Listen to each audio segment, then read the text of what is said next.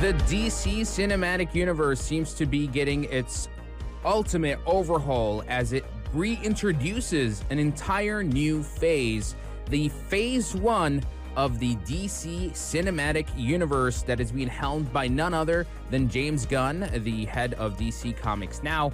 And basically, it's going to be starting off with Superman, which is coming out very soon, as you guys know, and it's going to be absolutely crucial to making Phase 1 the first impression that it really needs.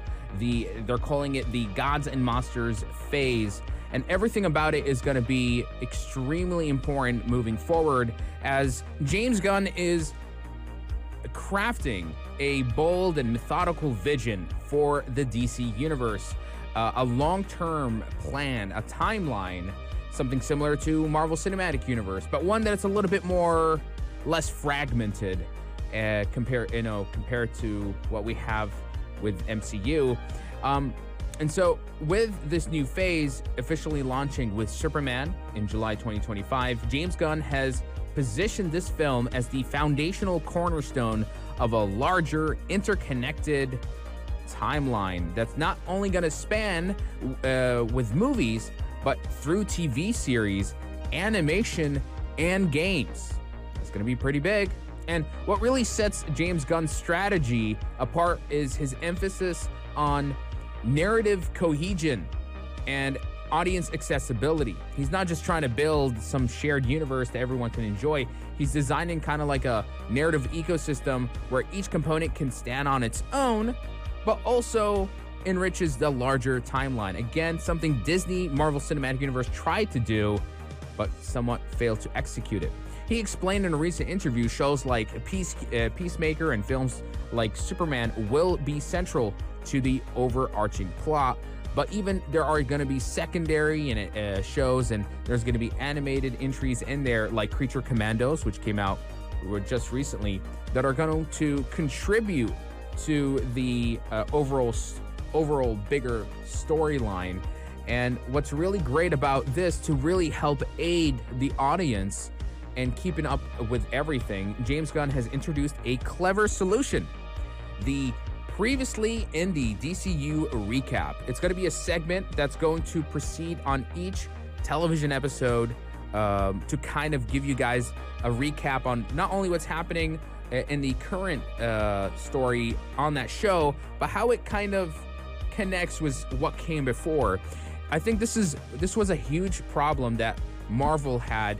You know, they came out with all these TV shows, WandaVision, Miss Marvel, the Secret Invasions, and people kind of lost track. It just got like, they just put too much stuff out there, and it became this thing where you had to almost watch all of the stuff before you went ahead and watched the next movie.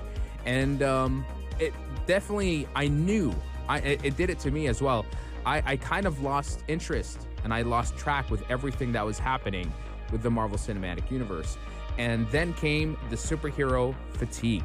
And so it's important to address narrative overload by trying to find solutions like this that James Gunn is very aware of, you know?